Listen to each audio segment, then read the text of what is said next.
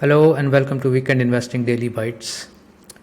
We are shooting 250th episode and it gives me great pleasure to have gone through 250 episodes with you. We've tried our best to bring up topics that can help you in your investing journey and maybe try to understand some concepts and grill some basics about what works in the market, what doesn't. And today's episode is also similar to that, where I'll show you with data what huge benefits one can have by just being in the market for the longer term. The markets are a cyclical animal, and usually what we see is that people come at the top of the cycle or near the top of the cycle and leave at the bottom of the cycle, thus doing the opposite of what one should be doing and giving up the benefits of that potential gain. So we will see that in the data later in the daily bite. Today's market was somewhat of a reversal day. So after a huge collapse yesterday in mid and small caps, we had a huge bounce back today. Almost of this similar magnitude as yesterday, somewhat less, but still I would say it was a very impressive bounce. PSU banks, metals, real estate, IT, public sector enterprise and energy stocks, commodity stocks, all gaining. In fact, every sector gaining. FMCG and private banking were sort of the least gainers, but they were also gaining. And Nifty closed almost nearly 2% above. So as you can see, many sectors recovered their weekly loss, but some of them, of course, still have significant loss still on a weekly basis. So market is not out of the woods, but this relief rally, if we can call it so far, if it converts into a leg up, that will give a lot of relief. But on a longer term basis, the market is still not out of the woods. We will need to see if this market goes and creates a structure where there are higher highs and higher lows. So far it is just bouncing off the bottom, so it may just bounce off for few days and then start to slip back again.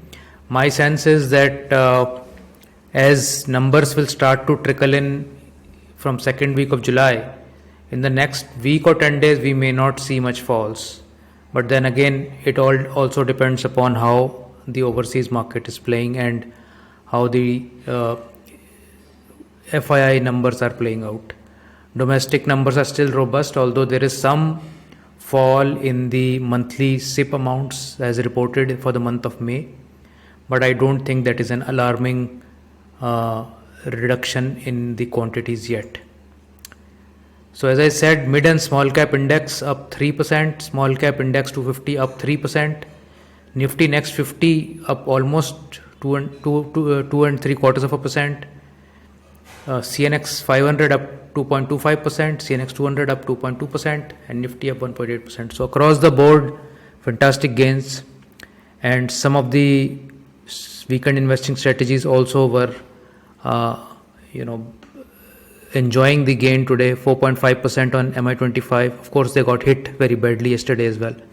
So some good recovery from those levels. MI35 up 4%, NNF10 up 3.5%, EverGreen up 2.75%, and those with significant cash in hand were gaining less, but nevertheless gains in every strategy out here. The heat map. There was no heat today, State Bank up 3.7%, TCS up 3.2%, Infosys 2.5%, Reliance 1.6%, ONGC 3.5%, Coal India is actually looking very good. I also mentioned on Twitter today, the chart is actually looking good, up 4.5%. And then you had JSW Steel up 4.5%, 4.7%. Titan went up 6%. So hardly any places where which did not bounce. Some were muted. So Nestle was muted. Levers, which had run up yesterday, was muted. Bajaj Finserv, Bajaj Finance, also Kotak Bank a bit muted, but more or less a totally green heat map today, a welcome change from what we have been seeing in the last many days.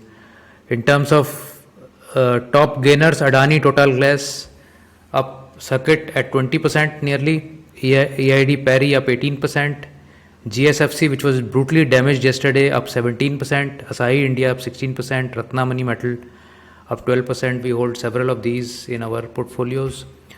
On the downside, Brightcom Group, ITI down 4.5%, 5%, KPR Mills down 4%, Equitas Holding down 4%, and CAMS down 3%. So mild losers, some of them.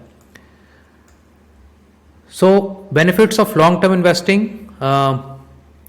This is a chart of small cap 100 index, and you assumed you're doing SIPs in it since January 2004, and it has had some very deep drawdowns of nearly 75% in 2008-9, then nearly 50% in 2012 and 2014, then nearly 30% in 2016, then nearly 60% in 2020 COVID crash, and about 27% down now.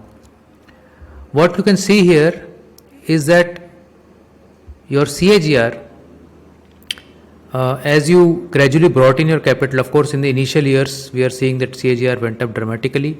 These were really good years for the small cap index, but even then, once you had a fall in the CAGR, you are seeing that over time the CAGR has become virtually a constant, or at least don't have that kind of variability. And as more and more capital accumulates in each of your SIP, you are seeing that your SIP return over the period has become extremely stable. So between, let's say, 10% and 20%, it has been varying in this entire region, despite having falls of the nature of 60% on the drawdown. So the issue with shorter term focus on performance is that you will get some really wild moves on the CAGR or XIRR if you're watching in the 1, 2, 3 years period.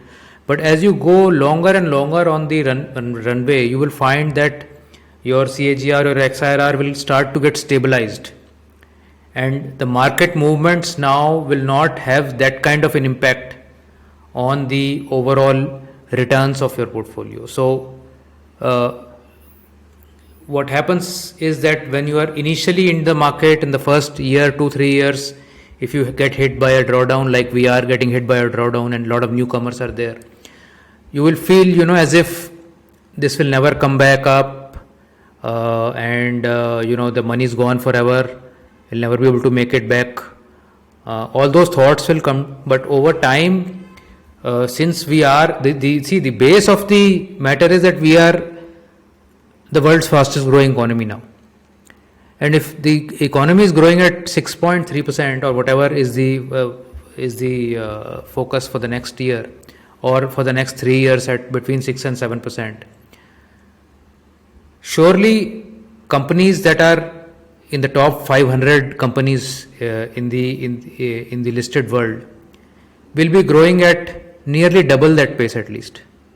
So a natural growth is sort of inbuilt. Of course, there will be companies which will not grow, and there will be companies which will be outperformers. So if you have a mechanism to stay with the strength in the market, like an index or a momentum strategy or some other way of keep getting out of losers and keep bringing in some winners, then you will always have those winners in your portfolio, and they will ensure that growth continues over time.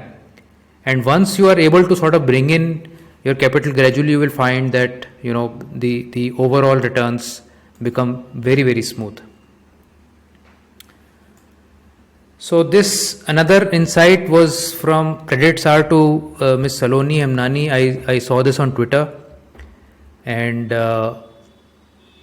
what the insight here is the ratio of 52-week lows to 52-week highs. So what is done here is that what is the ratio of 52-week lows versus 52-week highs. So whenever markets are in a troubled spot where 52-week highs are not so many, this ratio will jump up, right? And the ratio will jump up to the extent that it may come to a point where it may become a glaring large number, like 5 times, 7 times, 20 times also. So what we have seen here is that in 2013, just before the Modi bull run started, this ratio had reached between 4 and 5. 52-week lows divided by number of 52-week lows divided by number of 52-week highs were like 4 times 52-week lows than 52-week highs. And then you can see while the bull run was on, this number came down to 0.1. So it kind of reversed. And somewhere around 2016, maybe somewhere in this, after demonetization, this number rose again, and then the market took off again. And then the market started to bleed in 2018 again. And you can see that by March 2018, the number had reached 4.3. And then again 4.6 here. So that itself was an indication of moving into the market, and it peaked somewhere around 2000 at 7.2, and then it kind of took off for some time, but it failed. And in 2019 also the number remained large. So 2019 the ratio remained large till about August, and then the markets kind of took off until the COVID crash happened, and then there you can see the number reached 20 times. So 20 times the number of stocks went and hit 52-week lows versus 52-week highs, and that number was pointing to a great entry point in hindsight, of course. And then you can see that of course the number crashed again to 0.1 and so on and so forth. And so this currently is now still not so bad. So it is not a time which is equivalent to the ones highlighted here, but gradually we are getting into that direction. And what we can see is that maybe if the market does remain sideways or does keep falling, we may get to see some higher numbers by September, October. So this is it's a good insight to have and a indicator to track where we are in terms of sentiment, where we are in terms of stocks hitting highs and lows. I am a very big believer that stocks hitting new highs and following strength in the market is a very, very successful way of investing. Of course, there are other ways of investing. You could look at 52-week low stocks and try to find value there. Of course, that can also work, but that is something that I don't practice, so I will not preach that. But this is a good indicator to have. So with these small insights, I want to come to an end to this daily bite. Thank you so much for watching, and please do share this with your friends and family who may make use of this, and please do subscribe and like this channel. Thank you. Bye.